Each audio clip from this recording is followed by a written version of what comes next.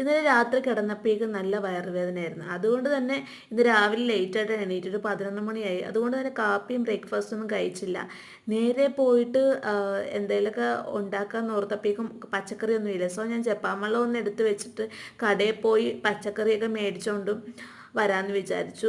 അങ്ങനെ പയ്യെ ഒരുങ്ങിയിട്ട് വെള്ളം വെച്ചിട്ട് ഞാൻ പോയി ജപ്പാൻ വെള്ളത്തിന് പോകാൻ ഇരുന്നപ്പോഴാണ് ദേ എൻ്റെ ചെടി കണ്ടോ, ഇത് ഞാൻ നട്ട് വളർത്തിയതല്ല, എൻ്റെ അച്ഛൻ നട്ട് വളർത്തിയതാണ്. പക്ഷെ നല്ല രസമായിരുന്നു, നന്നായിട്ട് വളർന്ന് ഒരു മഴ പെയ്തപ്പോഴേക്കും നന്നായിട്ട് വളർന്നു ഗൈസ്. ദേ അതിൻ്റെ ഇടയ്ക്ക് പോയി കടയിൽ പോയി തക്കാളിയും പാമോലൊക്കെ മേടിച്ചിട്ട് വന്നു. യാതൊരു സാധനവും ഇല്ലായിരുന്നു. അപ്പോൾ ഞാൻ ഓർത്ത് തക്കാളി വറ്റിക്കാമെന്ന് ഓർത്തു. എനിക്ക് തക്കാളി ഭയങ്കര ഇഷ്ടമാണ്. ഞാൻ ഇടയ്ക്ക് ടൊമാറ്റോ റൈസൊക്കെ ഉണ്ടാക്കാറുണ്ട് ഗൈസ്.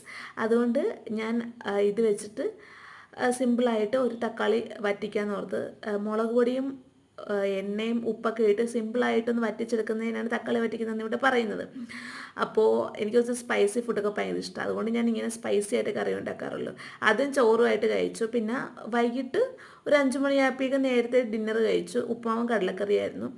അപ്പോൾ അതൊക്കെ കഴിച്ചിട്ട് പിന്നെ ഞാൻ രാത്രി ഒന്നും കഴിച്ചില്ല. ബിക്കോസ് നമുക്ക് രാത്രി വയറ് നിറച്ച് കഴിച്ച കുടവയറ് വെക്കുമെന്ന് അറിയാം. എനിക്കിപ്പോൾ നല്ലപോലെ ഉണ്ട്. അതുകൊണ്ട് ഞാൻ കുറച്ച് കൺട്രോൾ ചെയ്യുവാണ്. അപ്പോൾ അത്രയേ ഉള്ളൂ. Bye guys.